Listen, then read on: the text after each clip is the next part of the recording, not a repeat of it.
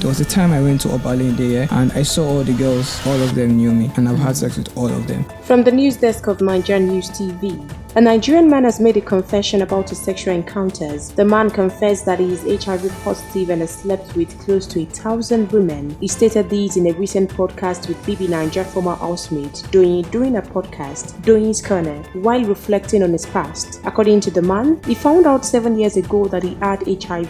He said, "A total number of ladies I have had sex with can be 1,000, to be honest. But in that 7 years period, I could say more than 400 because it was so cheap. I used to just have sex with just anybody. There was a time I went to Obalende and I saw all the girls and all of them knew me and I have had sex with all of them," he said in part. I was always proposing if I could pay more to, have unprotected sex. And how much were you paying these women that you were having sex with? So then it was 700 naira. 700 naira to have sex with them? Yes, and then 300 naira to rent the room because it's always like a box. So total of 1,000 naira? Yeah, and then if I wanted to have sex without condoms, without protection, what I do is offer to pay them more, and it's like 200 naira, or then buy them malt. So like malt, like maltina? Like malt, yes.